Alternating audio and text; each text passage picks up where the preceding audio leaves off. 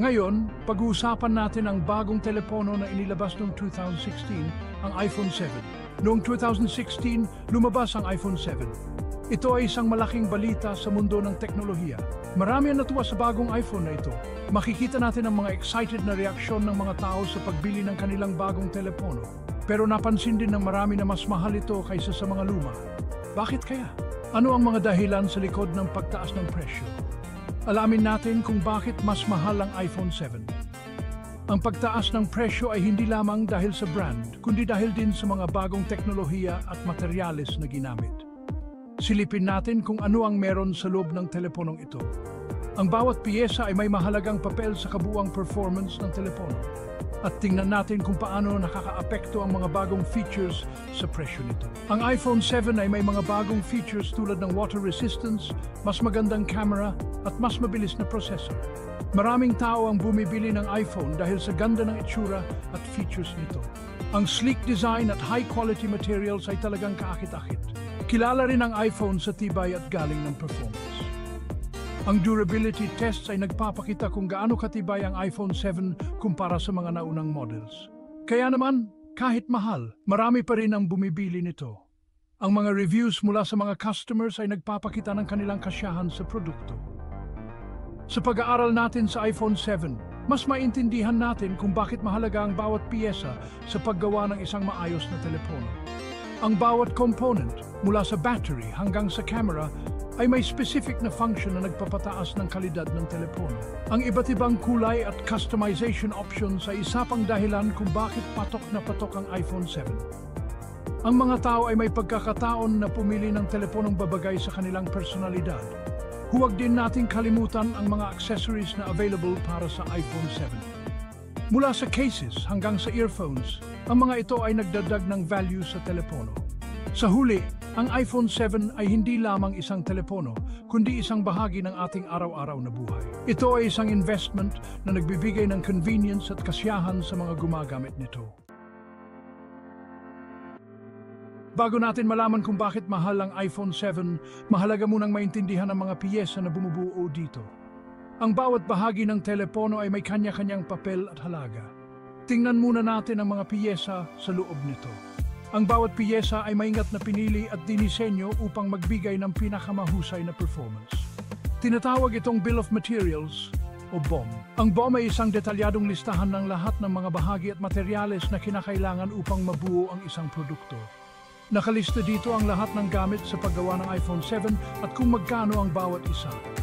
Ang bawat item sa listahan ay may kasamang presyo na nagbibigay ng ideya kung bakit mahal ang telepono.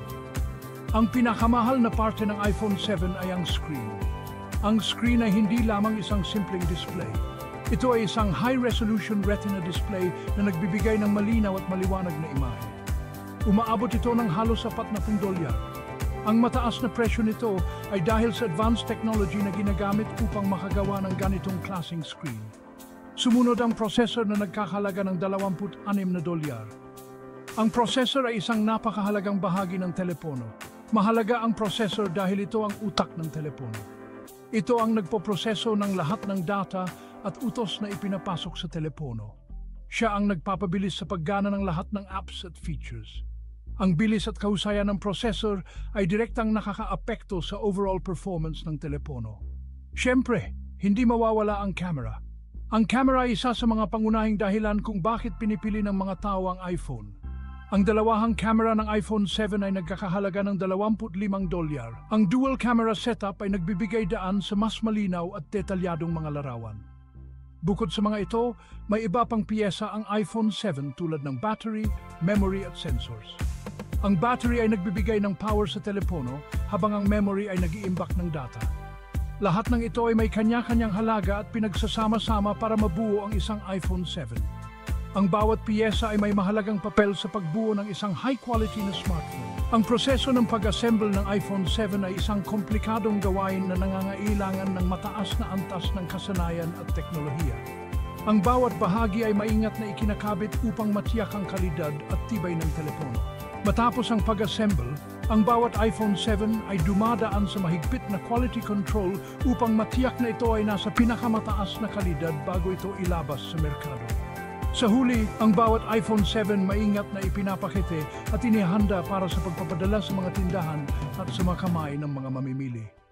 Ang buong proseso ay isang testamento sa dedikasyon ng Apple sa kalidad at kahusayan. Ngayon, ikumpara natin ang iPhone 7 sa nauna nitong modelo, ang iPhone 6. Mas mahal nga ba talaga gumawa ng iPhone 7? Ang sagot, oo! Mas mataas ng halos $30 ang kabuuang gastos sa paggawa ng iPhone 7 kumpara sa iPhone 6. Bakit kaya? Una, mas maganda at mas malinaw ang screen ng iPhone 7. Ikalawa, mas mabilis at mas malakas ang processor nito. At ikatlo, may dalawahang camera na ito na wala sa iPhone 6. Ang mga pagbabagong ito sa features ang dahilan kung bakit mas mahal gumawa ng iPhone 7. Dalawa sa mga pinakabonggang features ng iPhone 7 ay ang A10 processor at ang dalawahang camera. Ang mga teknolohiyang ito ay nagdala ng malaking pagbabago sa performance at kalidad ng mga litrato na kinukuha gamit ang iPhone 7.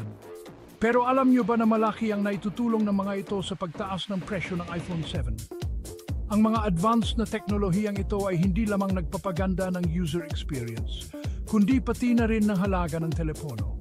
Ang A10 processor ay mas mabilis at mas mahusay kaysa sa mga naunang processor ng iPhone. Ito ay may quad-core CPU na nagbibigay ng mas mataas na performance at mas mababang power consumption. Kaya naman mas maganda ang performance ng iPhone 7 pagdating sa paglalaro, pag-edit ng videos at paggamit ng mga mabibigat na apps. Ang mga tasks na dati ay mabagal at mahirap gawin ay ngayon mas mabilis at mas madali na. Pero syempre, mas mahal din itong gawin. Ang advanced na teknolohiya ng A10 processor ay nangangailangan ng mas mataas na production cost na siyang nagiging dahilan ng pagtaas ng presyo ng iPhone 7. Ang dalawahang camera naman ay nagbibigay ng mas maganda at mas profesional ang dating ng mga litrato.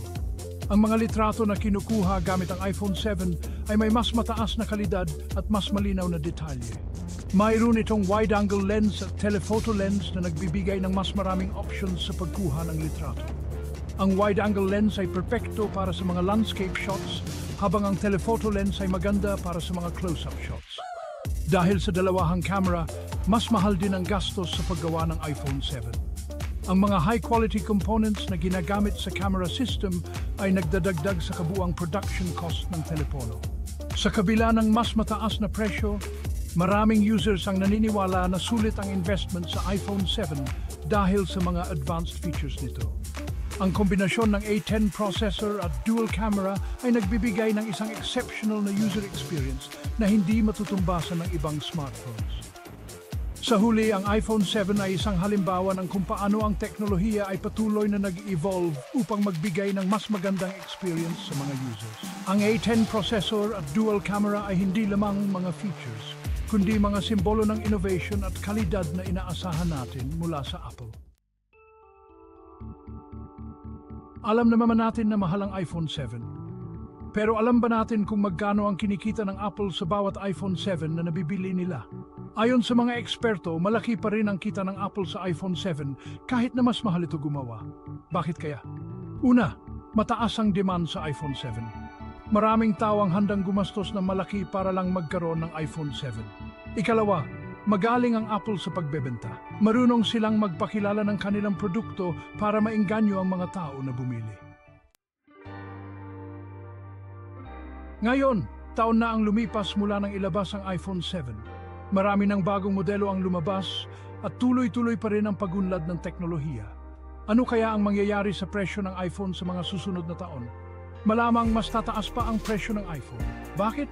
Dahil tuloy-tuloy din ang pagunlad ng features at teknolohiya.